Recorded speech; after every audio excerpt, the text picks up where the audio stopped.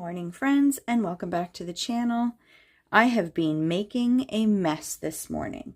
So I started with a sketch, and this is a shaker page, but I wanted to do a different kind of shape. So I went to my Cricut and I cut two little house shapes, which I plan on using, and then I went into my stash to find something to put in the shaker, and I couldn't find anything. So I decided to go with kind of a, I don't know, blue and brown and gold and white mixture, which of course I didn't have. So I started with some gold and some white, and I had these little snowflake shakers in my mix, and then I went into my scrap bin and I grabbed a couple of my smaller punches to create a little bit more of the color family I was going for. So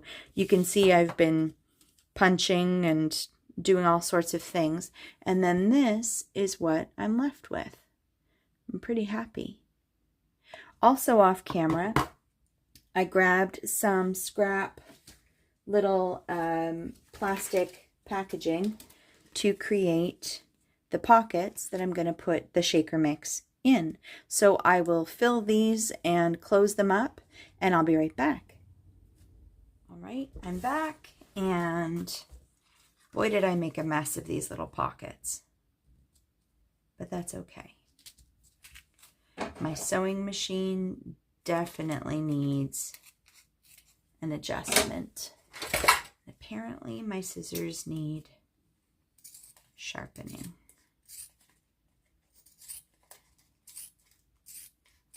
So now I'm going to stick these little pockets, and you can see I sewed in the middle too, just so the sequins didn't all drop to the bottom. And then that way the shaker pocket will have, sequins in the upper and lower windows of my little house. So I will put you on fast forward while I continue to trim and figure out how I'm going to anchor these little things down. Shaker pockets are really fun to make, but I'll make a comment later in the video how complicated I tend to make them for myself. I love them, but I'm not good at them. And I've tried using my fuse tool to create these little plastic pouches for them. And my fuse tool is very fussy, and I am very impatient. So I prefer to make them with my sewing machine. I try to include a shaker of some sort in every one of my December dailies, and I think this is probably going to be the only one, because boy did I struggle. But it's done, and I'm actually really happy with this sequin mix, considering I didn't have what I wanted, and I essentially made my own shaker mix, so very happy with that. Okay, so that's done. Now I'm going to layer the other side on, but I think I'm going to add some cardstock just to make up for the depth. So I will be right back. This is where it really pays to keep a stash of cardstock pieces, even if they've got like printing and stuff on them. So I'm going to put all this together, and I'll be right back. Using these little folded pieces of paper helps keep the rest of the paper flat. So if you have little scraps of any kind of cardstock, really, you can always use them to create a more even spacing between the two layers of paper, so that when you go to turn the page, it's not all floppy and wobbly and really bumpy where the little pouches are that have your shaker mix in them. And you can see I'm just kind of puzzle piecing this together for myself. The one thing that I didn't think about is what the sides would look like on the edges once this is all done. And you'll see I come up with a solution here in a moment, but it also helps make it look like a more finished edge, because if I had left it like this, you would have been able to see the gaps and spaces from the side. Okay, I'm back, and I think I'm ready to glue the other side on. I'm just using my ATG for this part because there wasn't actually a lot of surface area for liquid glue to adhere to. And again, very impatient. So I thought the ATG was a faster way to go. But it's right around here that I realize you can see how messy it is from the edges. So I'm going to show you how I fix that here in a moment. All right. That is that. And I think I'm going to close the sides up, maybe with some cardstock. I'll be right back.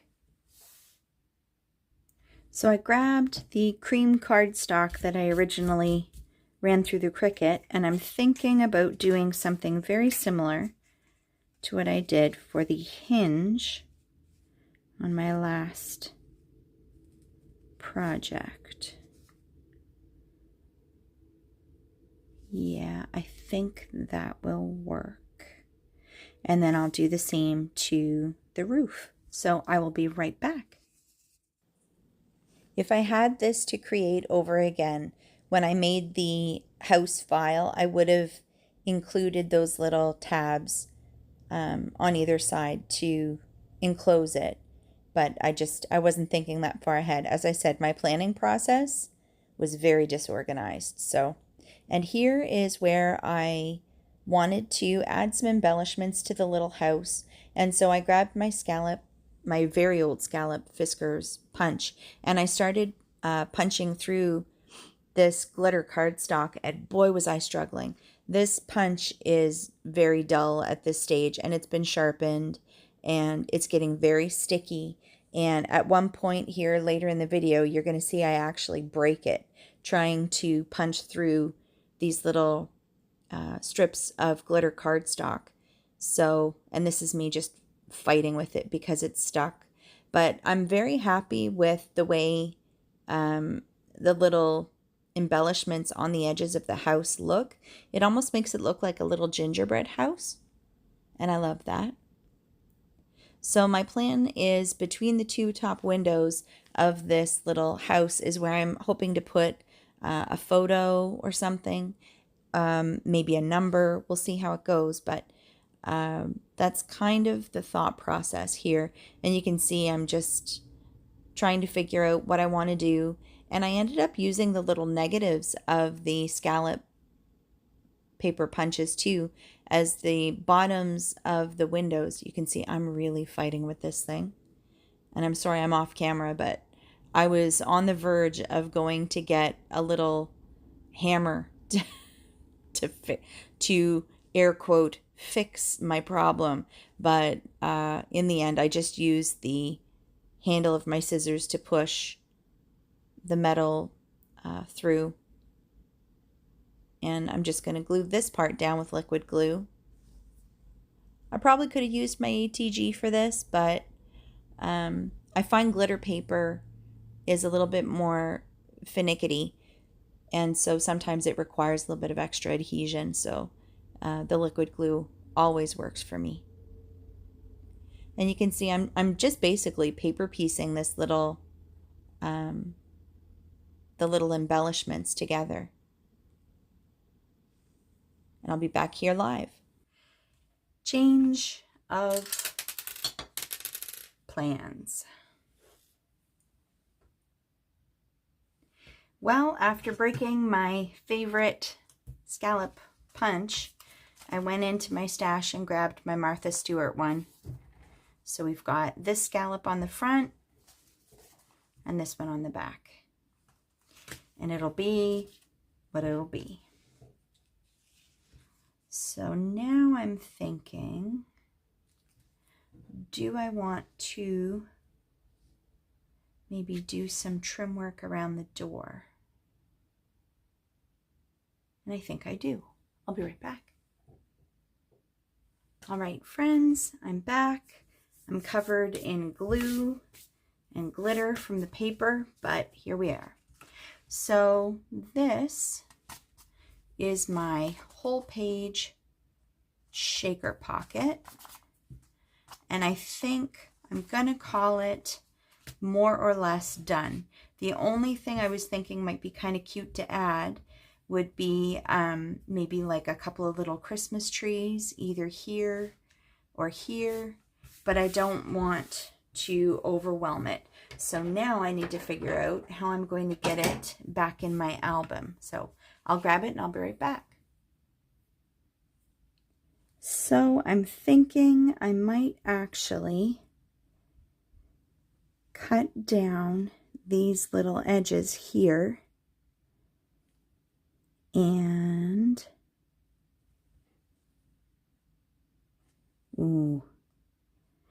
this is one of those moments where you realize I should have thought this through better, because I know that my shaker pocket is right here, and I know that if I put a hole, the shaker bits are probably going to come out. I could do that and raise it up a bit and maybe put a hole right through this little roof thing.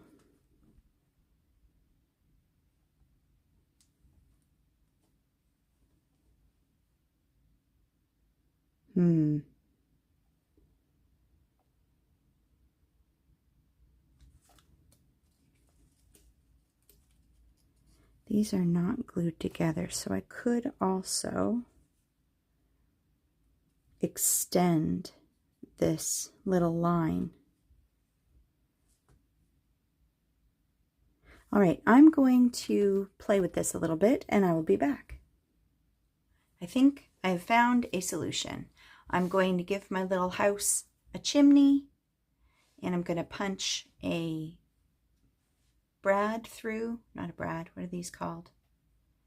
Metal reinforcer through, and it actually matches the rest of my colors. So I will cut a little square and I'll be right back. All right, my house has a little chimney. And now I'm thinking, yeah, I'm not going to do anything with it.